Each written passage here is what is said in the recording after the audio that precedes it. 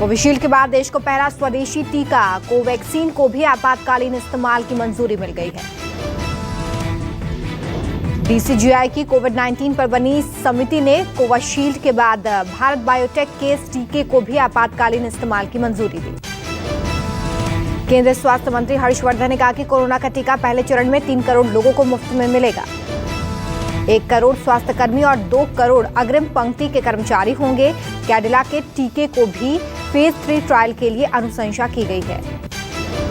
Drug controller general of India आज 11 बजे press conference कर अहम जानकारी देने वाले हैं।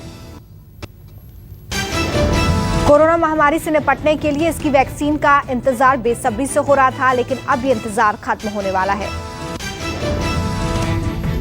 अब तक 2 वैक्सीन जिसमें कोविशील्ड और कोवैक्सीन शामिल हैं, एक्सपर्ट कमेटी द्वारा इमरजेंसी अस्पताल के लिए ग्रीन सिग्नल इन्हें मिल चुका है। 1 जनवरी को एक्सपर्ट कमेटी ने ऑक्सफोर्ड और एस्ट्राजेनेका की वैक्सीन कोविशील्ड के इमरजेंसी यूज की मंजूरी दी थी। 2 जनवरी को भारत बायोटेक द्वारा बनाई जा रही वैक्सीन कोवैक्सीन को भी इमरजेंसी यूज की मंजूरी दे दी गई है। Drug controller general of India जब किसी दवा या ड्रग को अनुमति देता है तभी कंपनी को इसके इस्तेमाल की अनुमति होती है। कोरोना वायरस के टीके पर समाजवादी पार्टी के एक एमएलसी ने भी कोविड वैक्सीन पर विवादित बयान दिया है। एसपी एमएलसी आशुतोष सिन्हा ने कहा कि बीजेपी सरकार के समय लाई जा रही वैक्सीन से कुछ भी हो सकता है। एसपी एमएलसी आशुतोष सिन्हा ने यह भी कहा कि हो सकता है कि कोरोना की वैक्सीन आपको नपुंसक बना दे। अखिलेश के बयान का समर्थन करते हुए कहा कि अगर उन्होंने इसे ना लगाने की बात कही है तो जरूर इसके पीछे कोई गंभीर तथ्य होगा। अखिलेश ने अपने बयान पर दी सफाई, कहा हमें वैज्ञानिकों की दक्षता पर पूरा भरोसा, पर बीजेपी की ताली थाली वाली सोच अवैज्ञानिक। भारत में पैर पसार रहा है कोरोना का नया स्ट्रेन, ब्रिटेन से लौटे अब तक 29 लोग संक्रमित। सभी मरीजों को आइसोलेशन में रखा गया है। बताया जा रहा है कि ब्रिटेन से शुरू हुआ कोरोना का नया स्ट्रेन 70% और तेजी से फैलता है। भारत और ब्रिटेन के बीच 8 जनवरी से फिर शुरू होगी उड़ानें।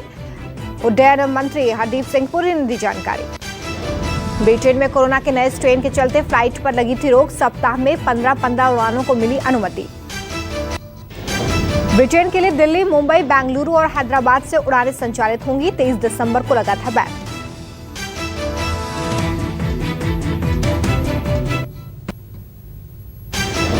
ब्रिटेन में सामने आया कोरोना वायरस के नए स्ट्रेन का भारत ने सफलतापूर्वक आइसोलेट और कल्चर किया।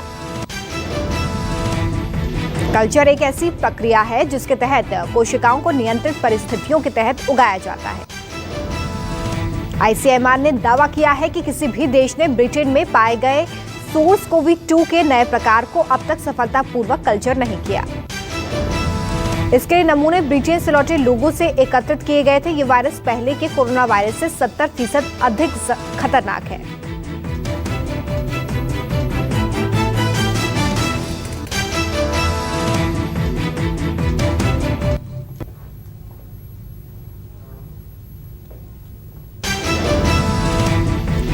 देश में कोरोना मरीजों के पिछले 24 घंटे में कोरोना से संक्रमण के 19,000 से ज्यादा मामले।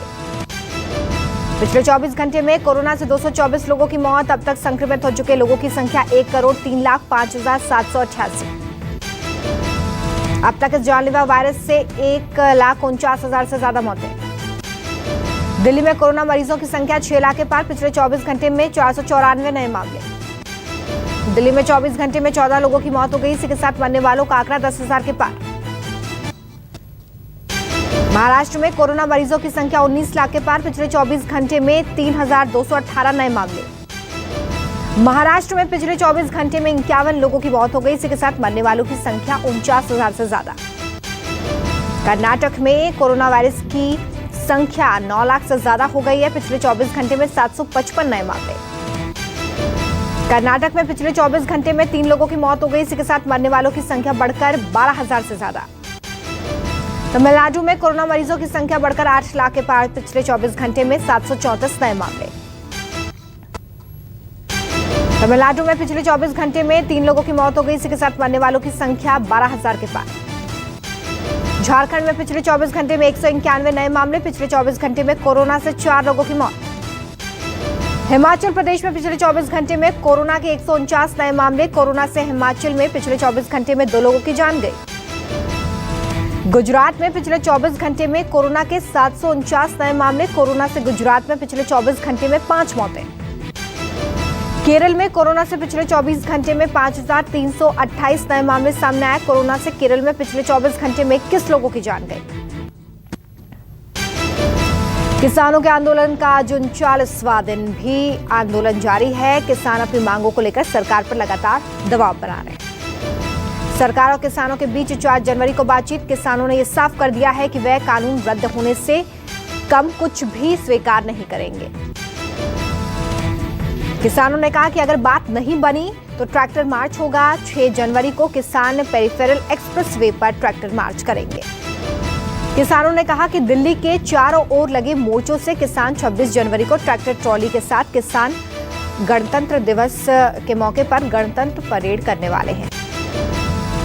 किसान नेताओं ने यह साफ किया है कि यह परेड गणतंत्र दिवस की आधिकारिक परेड खत्म होने के बाद होगी। किसानों के समर्थन में गहलोत सरकार के विधायकों का आज प्रदेश भर में दोपहर 12 बजे से शाम 4 बजे तक धरना। प्रदेश कांग्रेस कमेटी की अगुवाई में कांग्रेस के सभी विधायक धरना देंगे।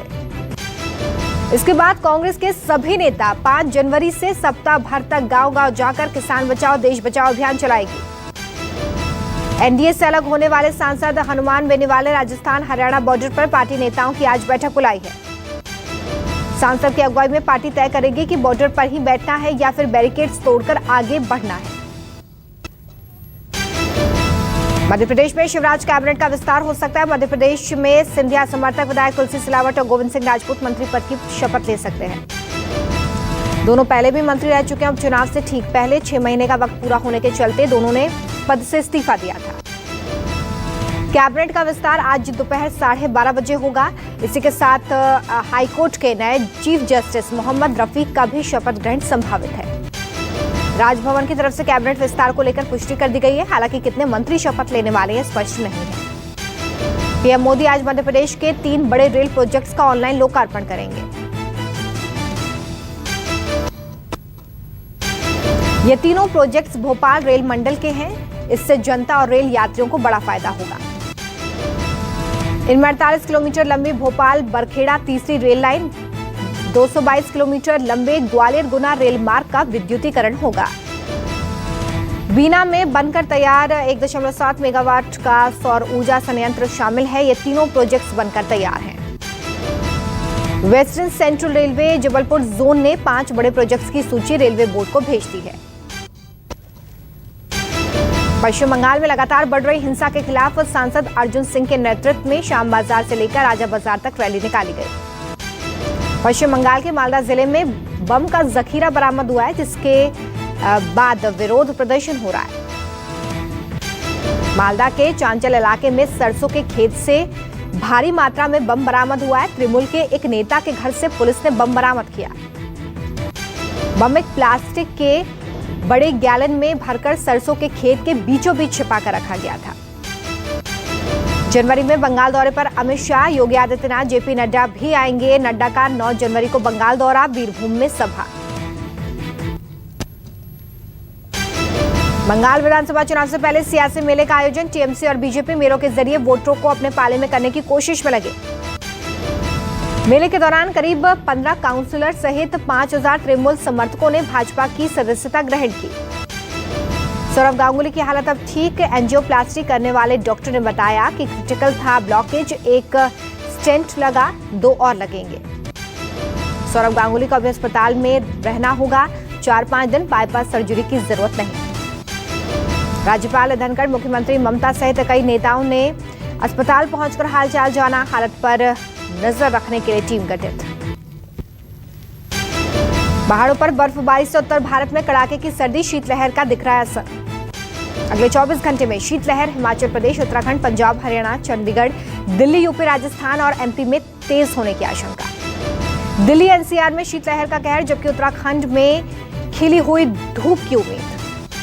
हिमाचल प्रदेश में 2 दिन मौसम साफ रहेगा। रविवार से निचले और मध्यम क्षेत्रों में बारिश और ऊंचाई वाले क्षेत्रों में बर्फबारी की आशंका। पहाड़ों में हो रही बर्फबारी के बाद बढ़ी ठंड। दिल्ली में कोहरे ने भी लोगों को परेशान किया।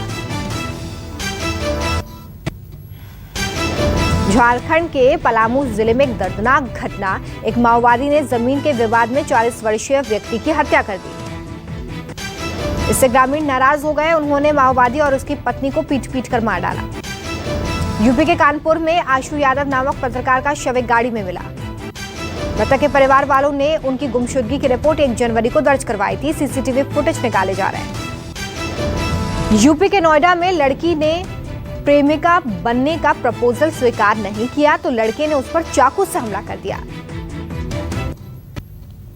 लड़के ने लड़की की गर्दन पर चाकू से वार किया। घटना के वक्त लड़की अपने ऑफिस जा रही थी। लड़का ऑटो से आया और हमला कर दिया। लड़की की हालत गंभीर है। उसे नोएडा से दिल्ली के अस्पताल में रेफर किया गया है। पिता के बर्थडे पार्टी का केक काटकर नए साल की हाई प्रोफाइल पार्टी में पहुंची जाह्नवी को उसके 2 दोस्तों ने मौत के घाट उतारा। मुंबई की हाई प्रोफाइल पार्टी में महिला दोस्त को मौत के घाट उतारने के बाद आरोपी लड़की ने बताया, कहा रात में क्या हुआ। जाह्नवी और श्री काफी करीबी दोस्त थे, लेकिन पार्टी में झगड़ा इतना बढ़ गया कि श्री और दिया ने जाह्नवी की हत्या कर दी। नए साल में अर्थव्यवस्था के लिए अच्छी खबर। दिसंबर में जीएसटी कलेक्शन का बना रिकॉर्ड। पहली बार जीएसटी कलेक्शन 1.15 लाख करोड़ पार। लॉकडाउन खुलने के बाद अर्थव्यवस्था तेजी से पटरी पर लौटी। जीएसटी के पूरे इतिहास का अब तक का सबसे ज्यादा monthly collection. Bank of Baroda ने शुरू की नई सुविधा। ऐप एम कनेक्ट से महज 60 सेकंड में होम लोन होगा अप्रूव। नए साल पर सस्ता हुआ सोना, चांदी पड़ी फीकी। 404 रुपए हुई चांदी। करण जौहर ने शेयर किया मुंबई का फर्स्ट पोस्टर। विजय सेतुपति संग नजर आएंगे बॉलीवुड के कई सितारे। कंगना रनावत की पार्टी में नजर आए। ड्रग केस में फंसे अर्जुन रामपाल, ट्रोलर्स ने ली क्लास। बच्चन फैमिली ने साथ में किया new year celebrate. Amitabh Bachchan ने गोल्डन हिट लगाकर किया स्वागत। नाव्या नंदा ने नए साल पे शेयर की खूबसूरत पिक्स। खिलखिलाती मुस्कान ने लूटी महफिल। सिल्वर स्क्रीन के बाद अब ओटीटी पर धमाका करने को तैयार है काजोल। नए साल के मौके पर त्रिभंग का टीजर किया शेयर। पाकिस्तान में हिंदू मंदिर में तोड़फोड़। पाकिस्तान उच्च आयोग के सामने दर्ज किया गया विरोध। भारत बोला सख्त एक्शन ले पाकिस्तान। प्रांतीय सरकार ने फिर से मंदिर बनाने का दिया भरोसा। संबंधित अधिकारियों को दिए निर्देश। इमरान खान ने चीन का किया गुणगान। पाकिस्तान सरकार सीखेगी चीन से पाठ। चीन के विकास मॉडल की प्रशंसा करते हुए पाकिस्तान के प्रधानमंत्री इमरान खान ने कहा कि जिस रफ्तार से चीन ने पिछले 30 साल में विकास किया है, इससे हम सीख सकते हैं। यूएनएससी का अस्थायी सदस्य बना भारत। एंटी टेरर एजेंडे पर होगा जोर। नमस्कार, मैं हूं मानक गुप्ता। अगर आपको हमारा ये वीडियो पसंद आया हो तो इसे लाइक और शेयर जरूर करें। और हां, हमें सब्सक्राइब और फॉलो करना ना भूलें ताकि आप देश और दुनिया की कोई खबर मिस ना करें। तो जुड़े रहिए हमारे साथ और देखते रहिए न्यूज़ 24।